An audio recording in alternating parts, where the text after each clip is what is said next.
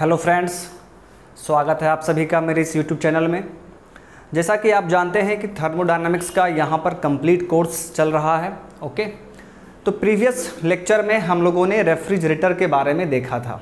Okay, सबसे पहले हम लोगों ने सेकेंड लॉ का स्टेटमेंट देखा, जैसे कि Kelvin Planck statement, Clausius statement, और फिर हमने लास्ट में रेफ्रिजरेटर के बारे में डिस्कस किया था।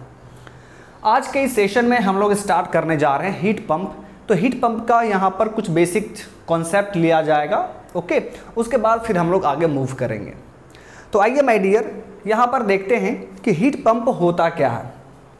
रेफ्रिजरेटर के बारे में जैसा कि मैंने आपको बताया था कि वो एक ऐसा डिवाइस है जो कि लोअर टेम्परेचर को मेंटेन करता है as compared to surroundings. Surrounding के कंपैरिजन में लोअर टेम्परेचर को मेंटेन करता है। अब चूंकि मेंटेन करना है तो उसे साइकिल पे ऑपरेट करना होगा।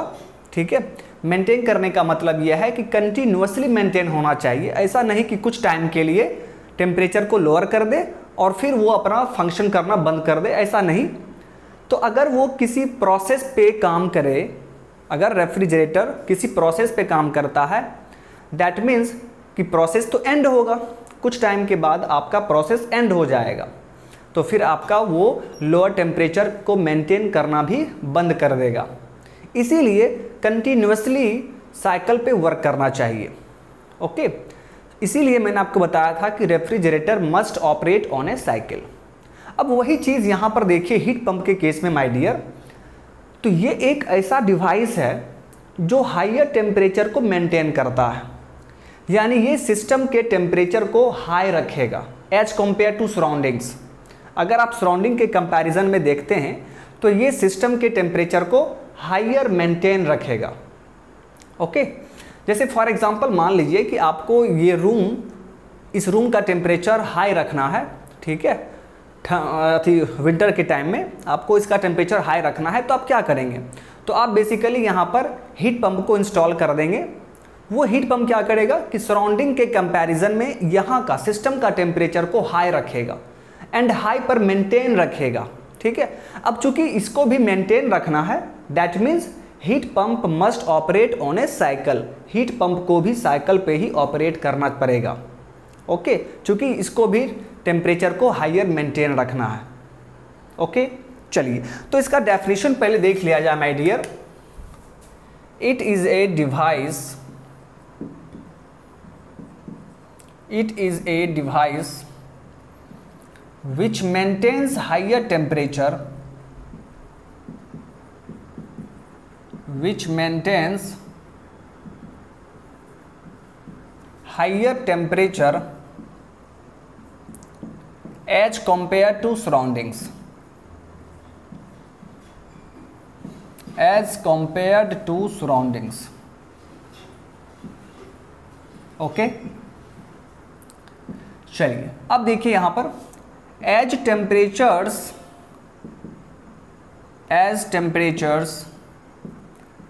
Are to be maintained at high value, are to be maintained,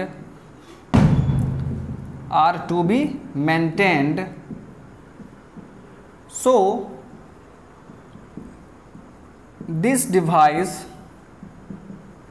must operate on a cycle, must operate on a cycle. Okay, तो इस चीज़ को आप ध्यान में रखेंगे, इसीलिए इसको साइकिल पे ऑपरेट करना चाहिए।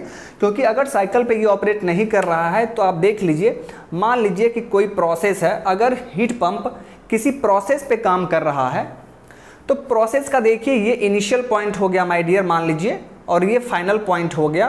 तो प्रोसेस तो यहाँ पर आके एंड हो जाएगा, ख़त्म हो जाएगा। ठीक है, दैट मीन्स फिर वो हाई टेम्परेचर को मेंटेन करना बंद कर देगा। बट ऐसा हमें नहीं चाहिए, हमें चाहिए कि वो लगातार हायर टेम्परेचर को मेंटेन करे। तो उसके लिए इसे साइकिल पे ऑपरेट करना पड़ेगा। ओके, तो ये था हीट पंप का डेफिनेशन कि हीट पंप होता क्या है। अब यहाँ पर आइए, ठीक है, अब देखते हैं माय डियर। मान लीजिए कि ये आपका सोर्स टेम्परेचर है T1, ये हीट पंप है एंड दिस इज सिंक, ये T2 टेम्परेचर पर है।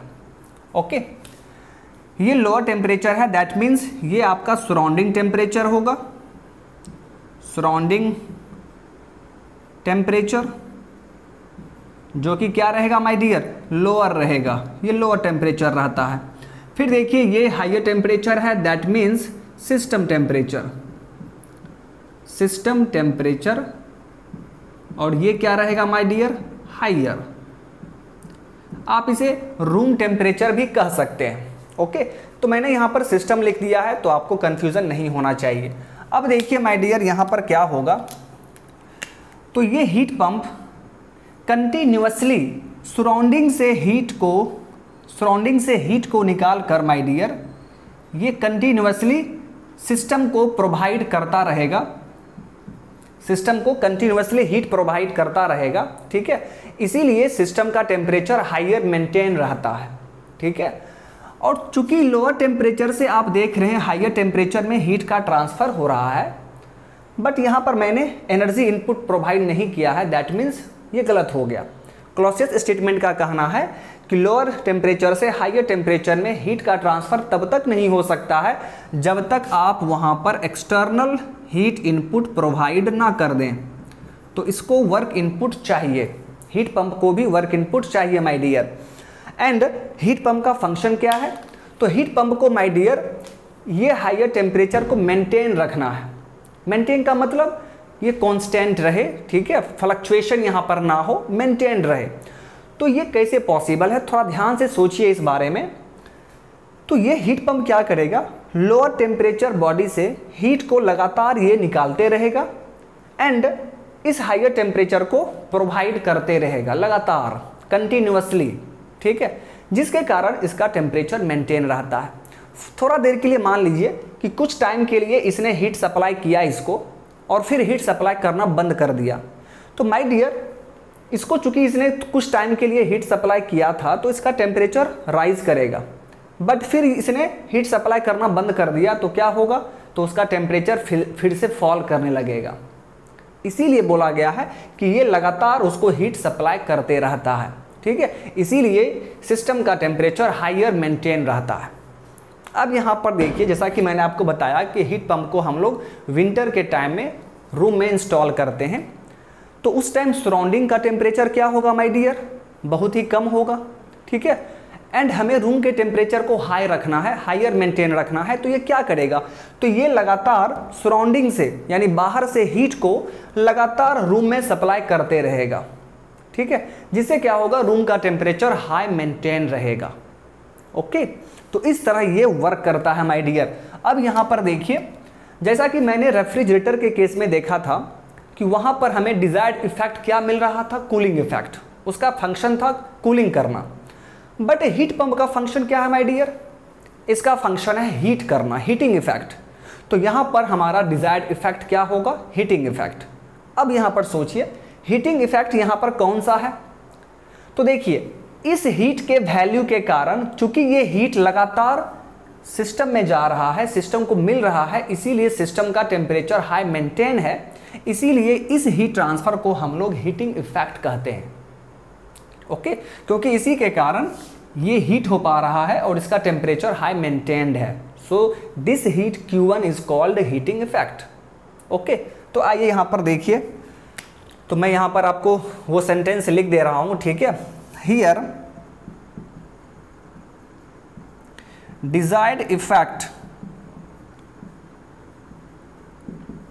desired effect is equal to heating effect, और ये हीटिंग इफेक्ट यहाँ पर किसके बराबर है, Q1। ओके, चलिए बहुत ही अच्छा। अब यहाँ पर हम लोग क्या करेंगे, कोएफिशिएंट ऑफ परफॉर्मेंस कैलकुलेट कर लेते हैं कि यहाँ पर COP का क्या एक्सप्रेशन होगा। आइए देखिए, so COP is equal to, तो जो हमारा बेसिक फॉर्मूला है COP निकालने का वो क्या है, desired effect divide by energy input. अब यहाँ पे देखिए my dear, so COP of heat pump के केस में यदि आप COP निकालते हैं तो यहाँ पर डिजायर्ड इफेक्ट के जगह पर क्या होगा, heating effect, heating effect divide by energy input. Okay, चलिए अब यहाँ से देखिए, so COP of heat pump is equal to, heating effect यहाँ पर क्या है माय डियर, तो हीटिंग इफेक्ट आप बोलेंगे Q1 है एंड एनर्जी इनपुट यहाँ पर आपका W है। सो COP of heat pump will B Q1 divide by W। जैसा कि आपको याद होगा रेफ्रिजरेटर का COP क्या होता है my dear, Q2 divide by W। Okay, तो आपको याद होगा। अब यहाँ से देखिए, so COP of heat pump, COP of heat pump is equal to Q1 divide by work input को आप कैसे लिख सकते हैं, तो देखिए माय डियर, यहाँ से आप देखिए ये वर्क इनपुट हीट पंप को प्रोवाइड किया जा रहा है एंड ये हीट ट्रांसफ़र भी हीट पंप को ही मिल रहा है और फिर यहाँ से Q1 हीट निकल रहा है। इसका क्या मतलब है, this plus this is equal to this, यानी W plus Q2 must be equal to Q1। तो यहाँ से आपका W इज इक्वल टू क्या हो जाएगा, Q1 माइनस Q2। ओके, तो यहाँ पर W के जगह पर हम लोग क्या पुट कर सकते हैं, Q1 माइनस Q2। तो ये आपका फॉर्मूला है COP ऑफ हीट पंप का। ठीक है, हीट पंप का COP आप इस फॉर्मूला से फाइंड कर सकते हैं। अब यहाँ पर देखिए, क्या ये फॉर्मूला डिराइव करने में हमने कहीं पर भी रिवर्सिबल या इरिवर्सिबल ऐसा कुछ बोला था, नहीं। इसका मतलब ये है कि आपका इंजन जो है, आपका हीट पंप जो है, वो चाहे रिवर्सिबल हो या इरिवर्सिबल हो, आप इस फॉर्मूला का यूज़ कर सकते हैं। ठीक है, आप इस फॉर्मूला का यूज़ कर सकते हैं। So this is valid for reversible और इरिवर्सिबल, वैलिड फॉर रिवर्सिबल और इरिवर्सिबल। ओके, तो ये था my dear COP of heat pump. Okay, I hope कि आपको ये समझ में आ गया होगा। चलिए अब इसके आगे मूव करते हैं, प्लीज़ आप ध्यान देंगे। अब यहाँ पर जैसा कि हमने रेफ्रिजरेटर और हीट पंप दोनों का COP देख लिया है, तो अब यहाँ पर देखेंगे कि दोनों में क्या रिलेशन है। दोनों के COP में कुछ तो रिलेशन होगा, तो वही रिलेशन हम लोग अब यहाँ पर देखने वाले हैं। तो आइए देखते हैं माय डियर, ध्यान देंगे आप लोग। Relationship between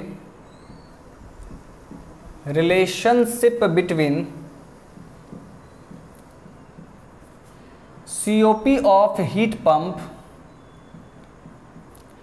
and COP of refrigerator operating between same temperature limits, operating between same temperature limits। ये ध्यान देना पड़ेगा आपको कि टेम्परेचर लिमिट सेम होना चाहिए। ठीक है, तभी हम लोग यहाँ पर रिलेशन देख पाएंगे। अगर टेम्परेचर लिमिट सेम नहीं है तो फिर ये रिलेशन वैलिड नहीं होगा। टेम्परेचर लिमिट का मतलब क्या है कि जैसा आपने देखा रेफ्रिजरेटर T1 और T2 टेम्परेचर के बीच में ऑपरेट कर रहा था, उसी तरह आपने देखा हीट पंप भी T1 एंड T2 टेम्परेचर पर वर्क कर रहा था। दैट मीन्स दोनों के लिए हायर टेम्परेचर क्या रहेगा, T1, एंड लोअर टेम्परेचर क्या रहेगा, T2 रहेगा। तो वही यहाँ पर बोला गया है सेम टेम्परेचर लिमिट। ओके, तो ये चीज़ आपको ध्यान देना है। अब यहाँ पर देखिए, we know that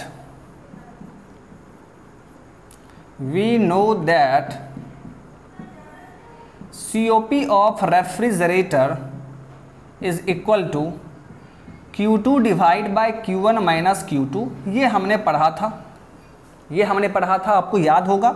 and COP of heat pump, ये हमने पढ़ा अभी just, Q1 divide bye Q1 minus Q2, ये हमने पढ़ा।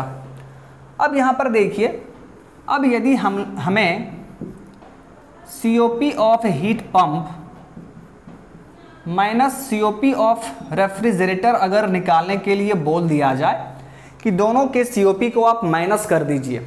ठीक है, तो आइए देखते हैं माइनस करने के बाद हमें क्या मिलेगा।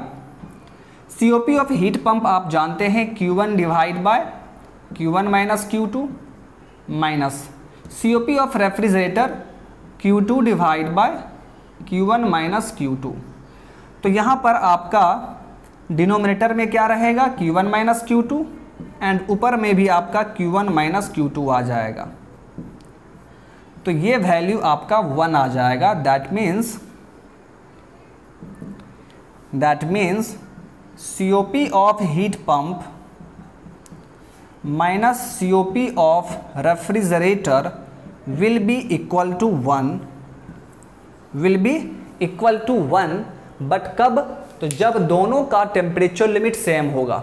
ठीक है, हीट पंप एंड रेफ्रिजरेटर का जब टेम्परेचर लिमिट सेम रहेगा तभी आप ऐसा कह सकते हैं कि दोनों के COP का डिफरेंस 1 के बराबर होगा।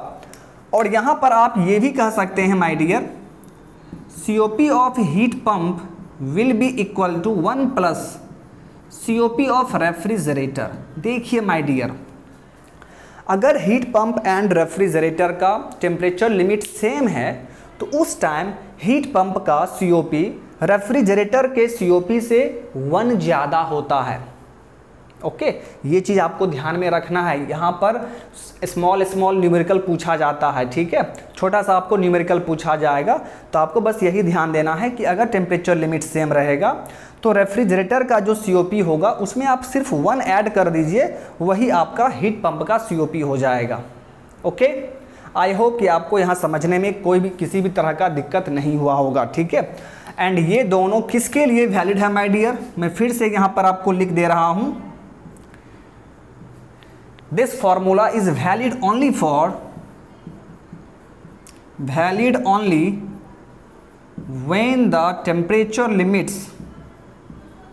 when the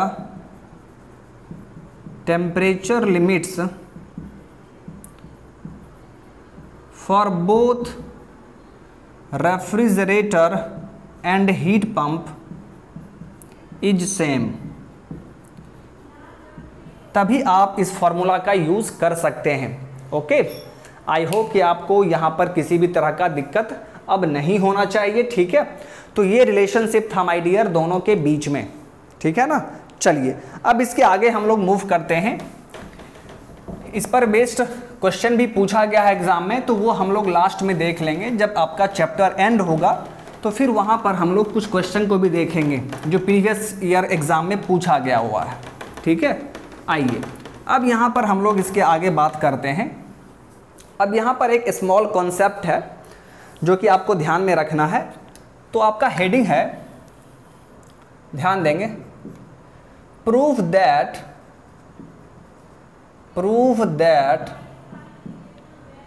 KP statement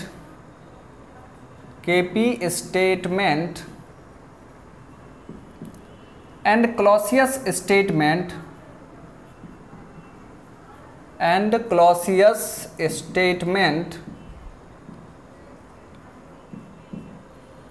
are parallel statements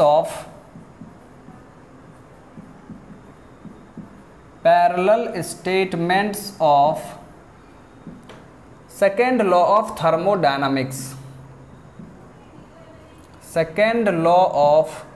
thermodynamics।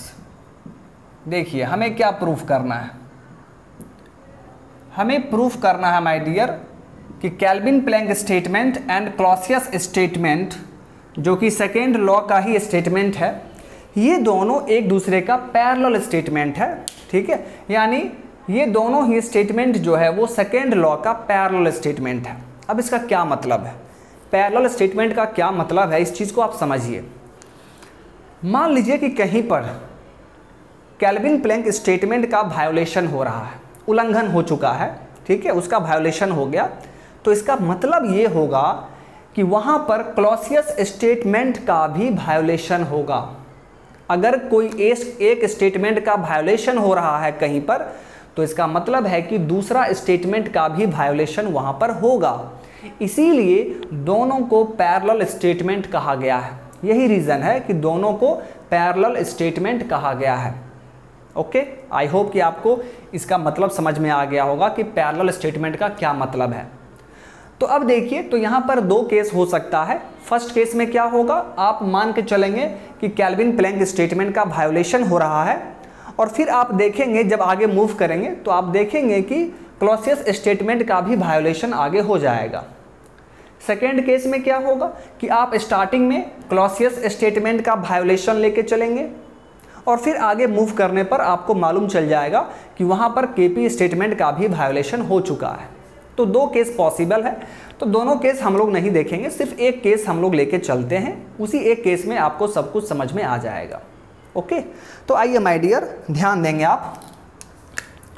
तो हम लोग क्या करेंगे, केस 1 बस एक ही केस हम लोग पढ़ेंगे, ठीक है ना। चलिए, तो केस 1 में हम लोग मान लेते हैं, मान लीजिए कि क्लॉसियस स्टेटमेंट का वायोलेशन हो रहा है, वायोलेशन ऑफ क्लॉसियस स्टेटमेंट। तो स्टार्टिंग में हम लोग ये मान के चल रहे हैं कि क्लॉसियस स्टेटमेंट का वायोलेशन हो रहा है, तो आप देखेंगे कि आगे आपको मिल जाएगा कि केपी स्टेटमेंट का भी वायोलेशन हो जाएगा। कैसे, आइए देखते हैं। तो मान लीजिए माय डियर, ये आपका हायर टेम्परेचर रिजर्वॉयर है जो कि T1 टेम्परेचर पर है, एंड ये हमारा लोअर टेम्परेचर रिजर्वॉयर है जो कि T2 टेम्परेचर पर है, एंड यहाँ पर दो इंजन लगा हुआ है।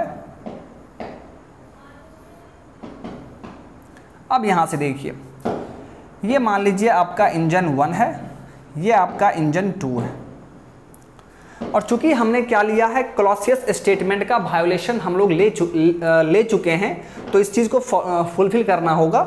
तो यहाँ पर मान लीजिए कि यहाँ से Q2 अमाउंट ऑफ हीट ये यहाँ से रिमूव कर रहा है, एंड यहाँ पर Q1 amount of heat deliver कर रहा है, बट ये एनर्जी इनपुट नहीं ले रहा है। इसका क्या मतलब है कि क्लॉसियस स्टेटमेंट का यहाँ पर वायोलेशन हो रहा है, उल्लंघन हो रहा है। तो ये हमने दिखा दिया यहाँ पर। अब देखिए इस इंजन में क्या हो रहा है, यहाँ पर देखिए क्या हो रहा है, ठीक है। इसको मान लीजिए आपका ये रेफ्रिजरेटर है, ठीक है, R मान लीजिए। यहाँ पर देखिए इसने Q1 अमाउंट ऑफ हीट, ठीक है, इसको मिला, और यहाँ से इसने वर्क किया एंड Q3 अमाउंट को रिजेक्ट कर दिया। तो यहाँ पर कुछ भी दिक्कत नहीं है। तो हमने क्या लिया है कि क्लॉसियस का वायोलेशन हो रहा है। तो आप देख पा रहे हैं कि क्लॉसियस का वायोलेशन हो रहा है। कैसे, तो ये refrigerator Q2 amount of heat यहाँ से निकाल रहा है, and Q1 amount of heat इस सोर्स को डिलीवर कर रहा है, बट इसको किसी भी तरह का एनर्जी इनपुट नहीं मिल रहा है। इसका मतलब है कि क्लॉसियस स्टेटमेंट का यहाँ पर वायोलेशन हो रहा है। ओके, तो यहीं पर आपका क्या हो रहा है my dear, violation of Clausius statement. तो सी स्टेटमेंट मैंने लिख दिया है, तो आप समझ जाएंगे कि क्लॉसियस स्टेटमेंट का यहाँ पर वायोलेशन हो रहा है। ओके, अब देखिए यहाँ पर क्या होगा। अब आप ध्यान से समझिए इस चीज़ को।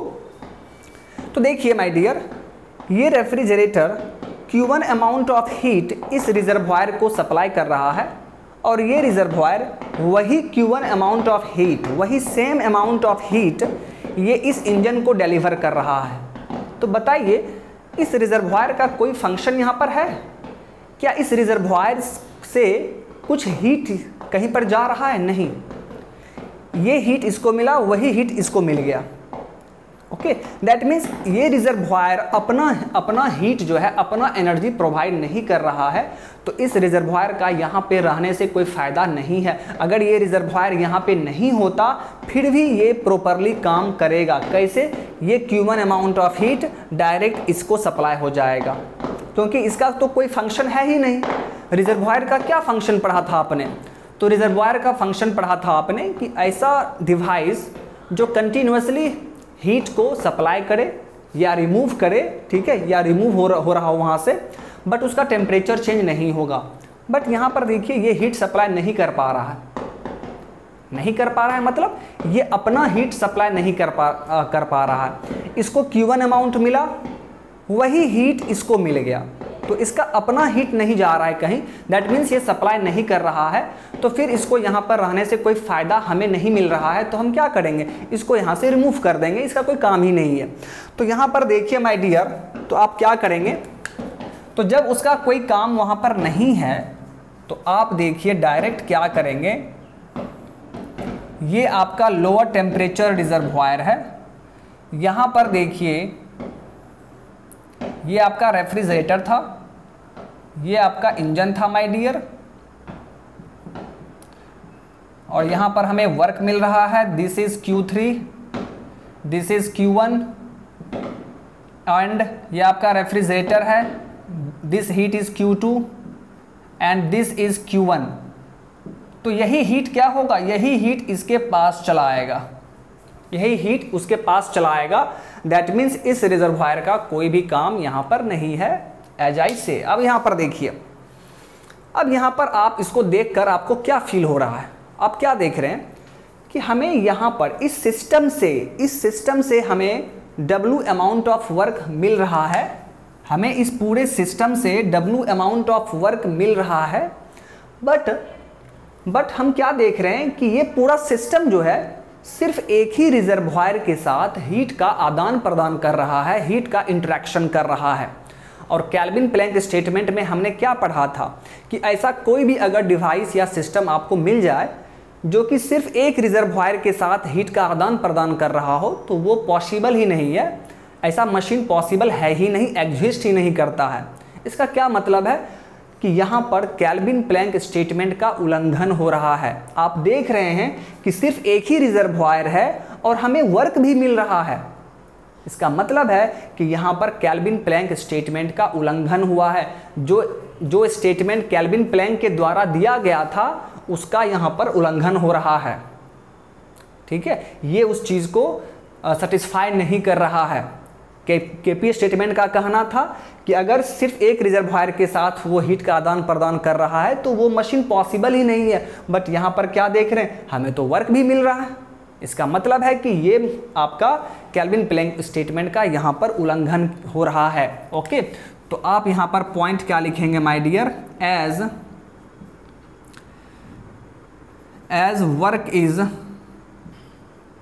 Work is produced by this system continuously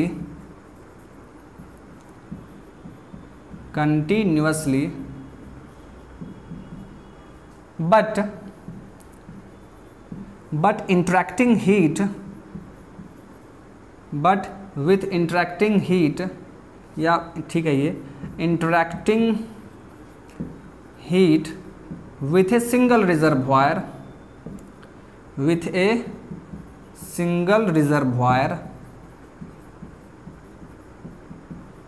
okay, hence this is the violation of Kelvin Planck statement. Hence this is the violation of KP statement। ये केपी स्टेटमेंट का वायोलेशन है। अब देखिए माय डियर, मैंने आपको क्या बताया था, मैंने आपको यही बताया था कि ये दोनों स्टेटमेंट पैरेलल स्टेटमेंट कहलाता है। दैट मीन्स अगर किसी एक स्टेटमेंट को आप वायोलेशन मान के चलते हैं, आप वायोलेशन करके चलते हैं स्टार्टिंग से, तो आप देखेंगे कि आगे चलकर दूसरे स्टेटमेंट का भी वायोलेशन हो जाएगा। तो यही चीज़ प्रूफ करने के लिए हमने क्या किया, हमने फर्स्ट केस में ये मान के चला कि क्लॉसियस स्टेटमेंट का वायोलेशन यहाँ पर हो रहा है। तो जब माय डियर क्लॉसियस स्टेटमेंट का वायोलेशन हो रहा है तो उस चीज़ पर हमने यहाँ पर स्टार्टिंग से देखा, तो लास्ट में हम क्या देख रहे हैं कि वहाँ पर केपी स्टेटमेंट का भी वायोलेशन हो जा रहा है। इसका क्या मतलब है कि दोनों ही स्टेटमेंट एक दूसरे के लिए क्या है, पैरेलल स्टेटमेंट्स है। So KP statement and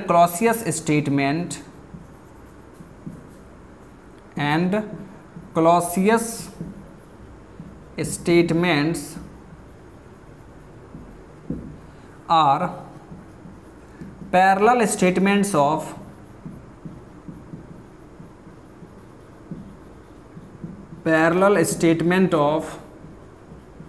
second law of thermodynamics.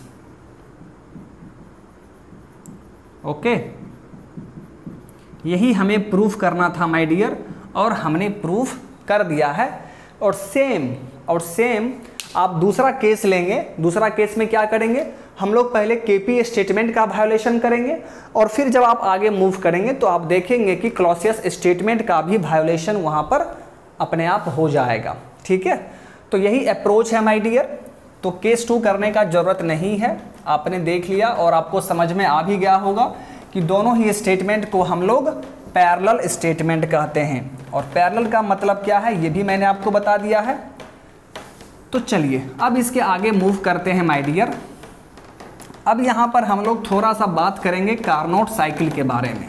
ठीक है, तो आइए माय डियर कार्नोट साइकिल के बारे में देख लिया जाए।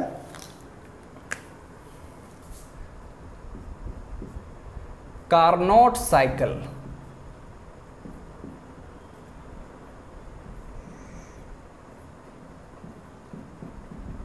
अब देखिए माय डियर, तो कार्नोट साइकिल जैसे ही कोई स्टूडेंट सुनते हैं तो बहुत स्टूडेंट को ये कन्फ्यूज़न रहता है कि कार्नोट साइकिल का एफिशिएंसी 100% होता है। तो माय डियर फ्रेंड, जैसा कि मैंने आपको केल्विन प्लैंक स्टेटमेंट के टाइम में ही बताया होगा, ठीक है, कि किसी भी साइकिल का एफिशिएंसी 100% नहीं होता है।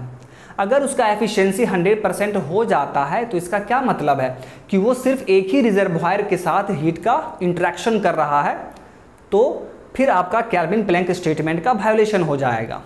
ठीक है, तो आप सोचिए खुद, जब एक ही रिजर्वॉयर के साथ इंटरेक्ट करने पर वो पॉसिबल ही नहीं है, तो अगर कहीं पर 2 रिजर्वॉयर आ जाता है, कोई भी डिवाइस 2 रिजर्वॉयर के साथ हीट का इंटरेक्शन कर रहा है, तो एक रिजर्वॉयर के साथ एक रिजर्वॉयर जब वो इंटरेक्ट करेगा, ठीक है, फिर वहाँ पर जो हीट वो सिंक को रिजेक्ट करता है, तो कुछ ना कुछ अमाउंट ऑफ हीट को तो रिजेक्ट करेगा ही, भले वो कार्नोट साइकिल क्यों ना हो। यानी इसे भी 2 रिजर्वॉयर के साथ हीट का इंटरेक्शन करना पड़ेगा, और जब ये 2 रिजर्वॉयर के साथ हीट का इंटरेक्शन करेगा तो थोड़ा बहुत हीट इसको रिजेक्ट करना ही पड़ेगा।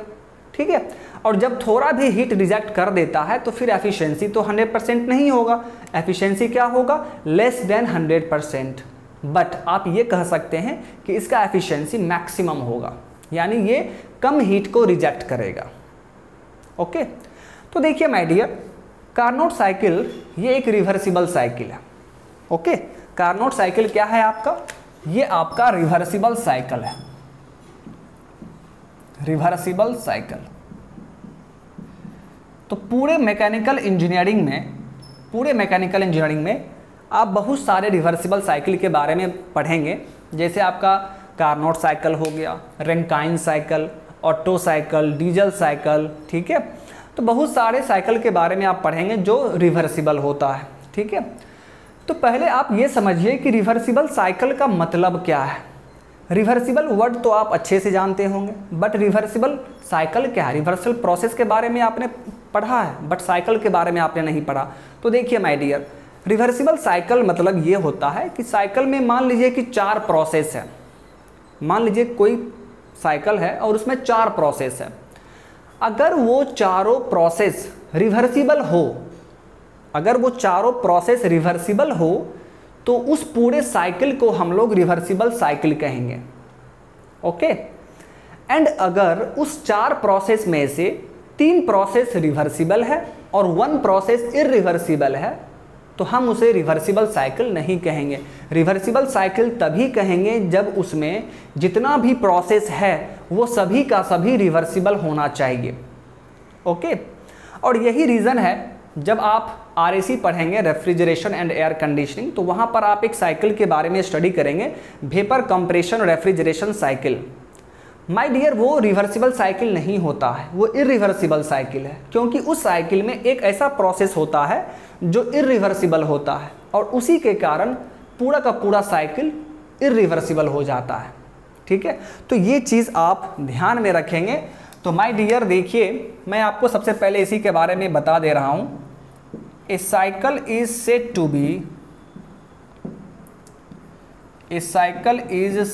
be a reversible cycle a reversible cycle if all the processes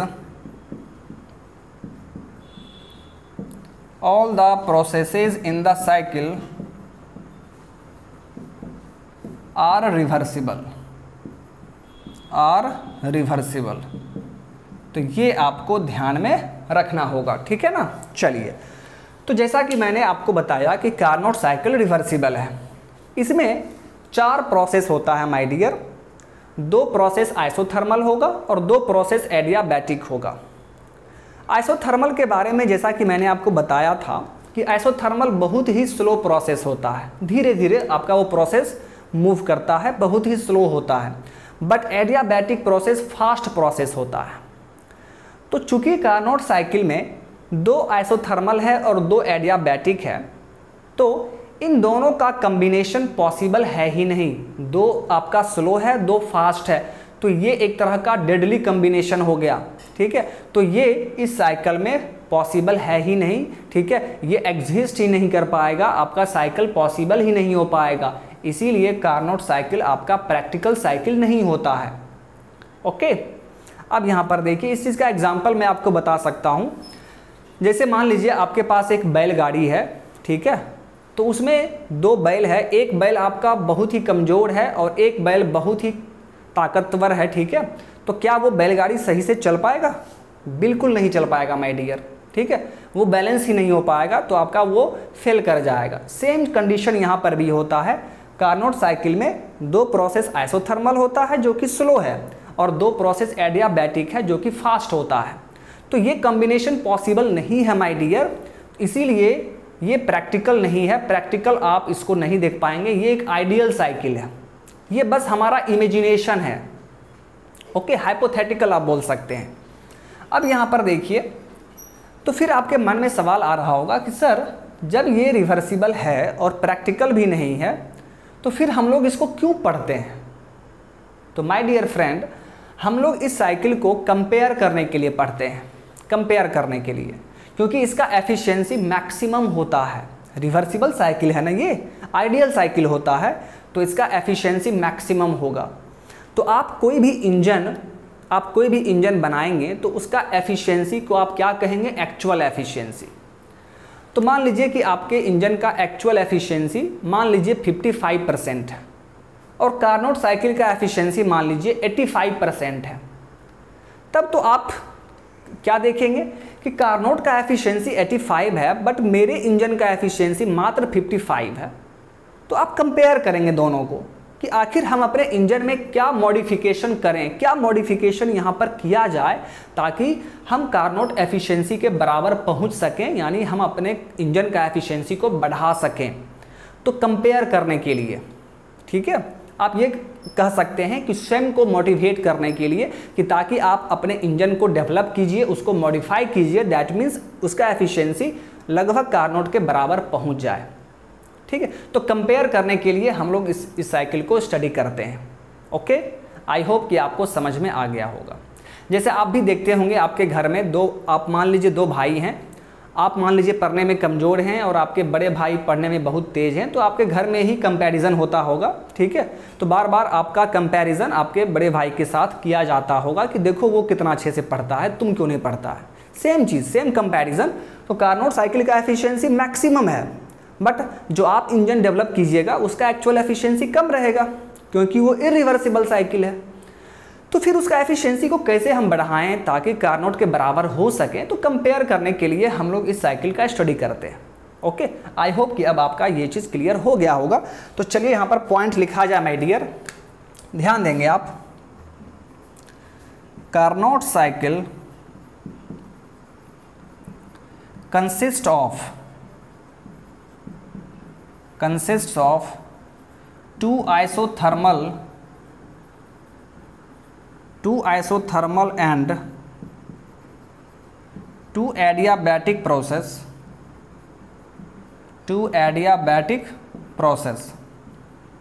Okay, isothermal is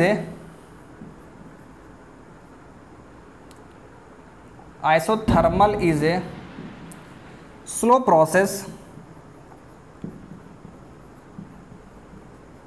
and adiabatic is a fast process. Adiabatic is a fast process. Hence these two combinations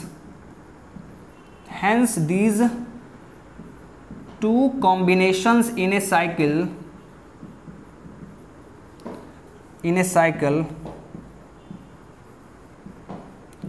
is not possible.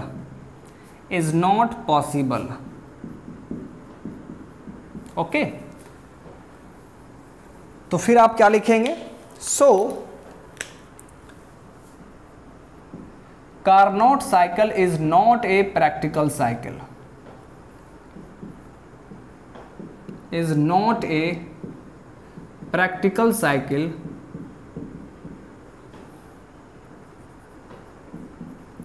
It is used for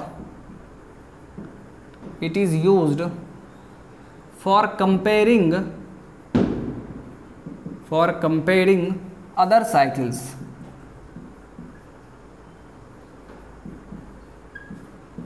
इसका use हम लोग दूसरे cycle को compare करने के लिए करते हैं, ठीक है।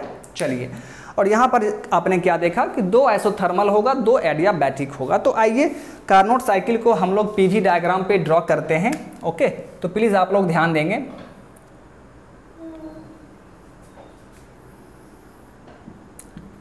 पीवी डायग्राम पर कार्नोट साइकिल को ड्रॉ किया जाए। ओके, तो यहाँ पर देखिए माय डियर, पहले मैं आपको ड्रॉ कर देता हूं, ठीक है।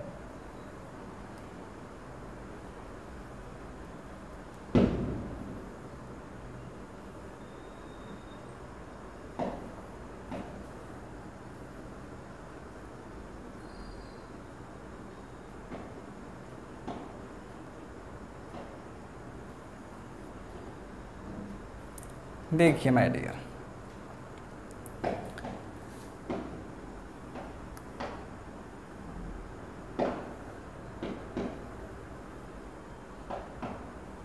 ये आपका point 1, this is point 2, this is 3 and this is 4। अब यहां पर देखिए,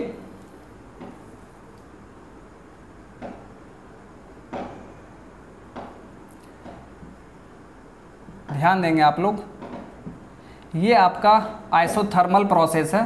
PV is equal to constant, ये PV to the power gamma constant adiabatic है, एंड 3, 4 आपका PV is equal to constant isothermal, and ये आपका PV to the power gamma is equal to constant, that means adiabatic है। अब यहाँ पर देखिए माय डियर, अब यहाँ पर थोड़ा सा ध्यान देना है, थोड़ा सा फिगर यहाँ पे खराब बना है, ठीक है। यहाँ पर ये एडियाबैटिक है, ये भी एडियाबैटिक है, और ये दोनों आइसोथर्मल है। अब यहाँ पर देखिए, तो 1-2 प्रोसेस किस टाइप का प्रोसेस है? तो ये रिवर्सिबल आइसोथर्मल हीट एडिशन है, यहाँ पर हीट ऐड हो रहा है, ठीक है। और ये एक्सपेंशन है, आप देख रहे हैं वॉल्यूम इंक्रीज कर रहा है। 2-3 प्रोसेस किस टाइप का है? तो ये है reversible adiabatic process, expansion process. 3-4 क्या है? रिवर्सिबल आइसोथर्मल हीट रिजेक्शन, यहाँ पर हीट रिजेक्ट होगा। इस 1-2 प्रोसेस में हीट ऐड हो रहा है माय डियर, एंड यहाँ पर हीट रिजेक्ट हो रहा है, दैट इज Q2। और Q2 को हम लोग क्या लिखेंगे? QR, that means rejection. और Q1 क्या है माय डियर? QS, heat supply. ओके, तो चलिए मैं यहाँ पर आपको चारों प्रोसेस के बारे में लिख दे रहा हूँ। प्रोसेस 1-2 प्रोसेस क्या है my dear? This is reversible isothermal heat addition.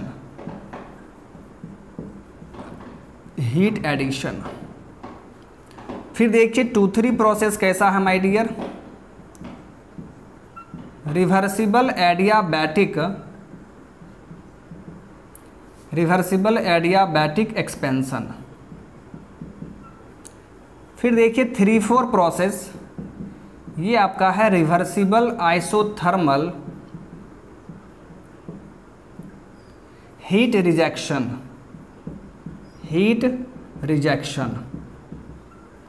And 4-1 process कैसा है my dear? 4-1 is reversible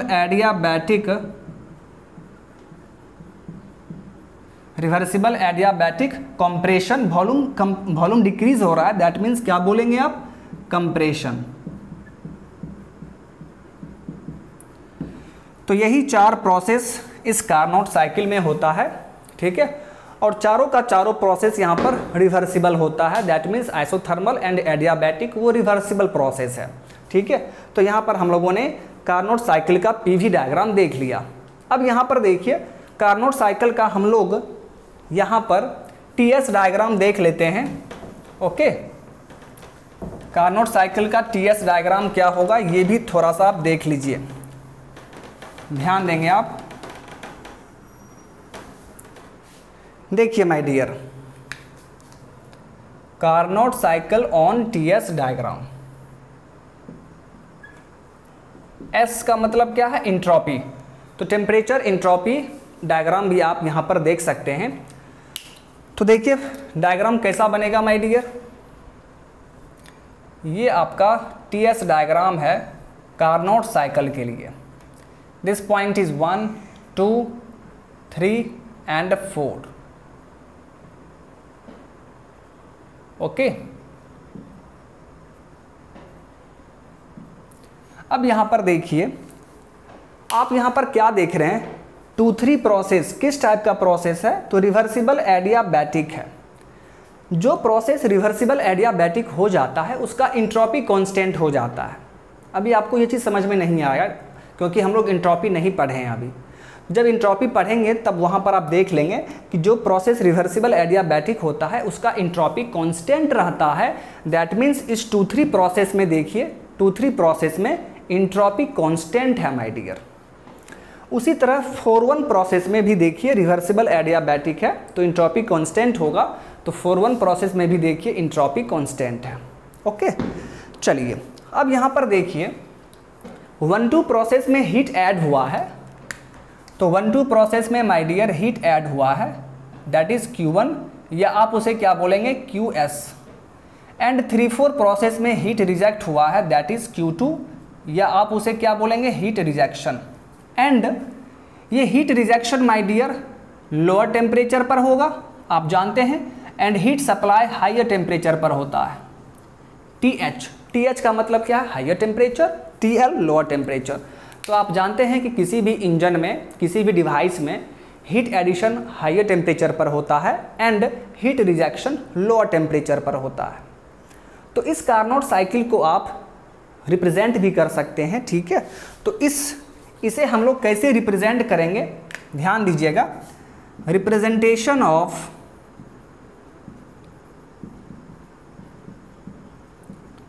representation of Carnot cycle. तो कार्नोट साइकिल को आप रिप्रेजेंट कैसे करेंगे, ध्यान देंगे। आप क्या देख रहे हैं कि हायर टेम्परेचर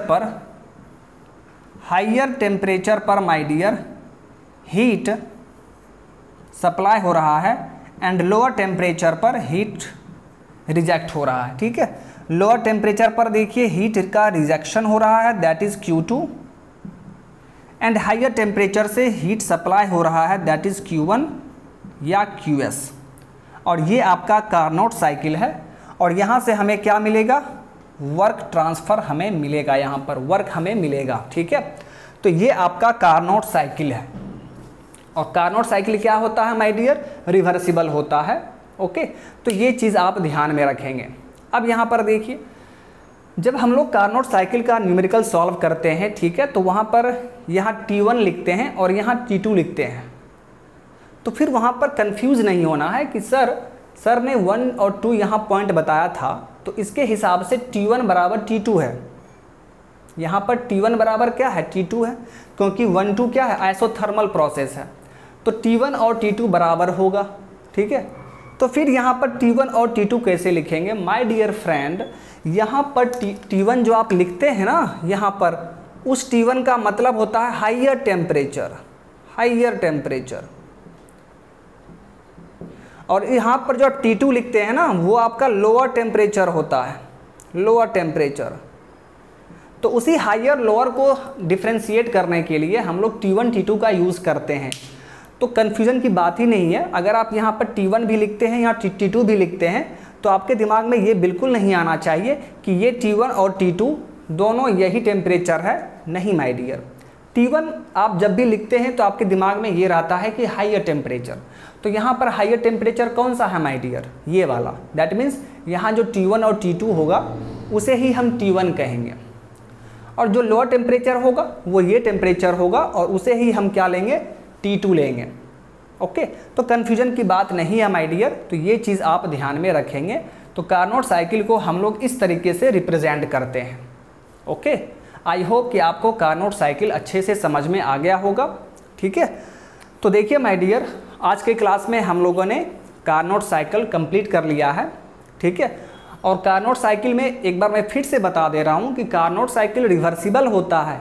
इसका एफिशिएंसी 100% नहीं होगा। किसी भी दुनिया में किसी भी साइकिल का एफिशिएंसी 100% नहीं होता है। हाँ, जो रिवर्सिबल साइकिल होगा उसका एफिशिएंसी मैक्सिमम होगा। 85% हो सकता है, 90% हो सकता है, बट 100% पॉसिबल ही नहीं है। क्योंकि अगर 100% कोई क्लेम कर रहा है दैट मीन्स वहाँ पर केल्विन प्लैंक स्टेटमेंट का वायोलेशन हो रहा है। ओके, तो ये चीज़ आप याद रखेंगे। तो चलिए माय डियर, आज के इस सेशन में आपका कार्नोट साइकिल कंप्लीट हो चुका है। अब नेक्स्ट सेशन में हम लोग कार्नोट थ्योरम पढ़ेंगे। ये कार्नोट साइकिल था, अब हम लोग नेक्स्ट क्लास में इसके आगे कार्नोट थ्योरम के बारे में बात करेंगे। ओके, तो आई होप कि आपको आज का सेशन अच्छा लगा होगा। तो आज के इस सेशन को हम लोग यहीं पर स्टॉप करते हैं, फिर मिलते हैं नेक्स्ट सेशन में। Okay, so thank you my dear, bye bye.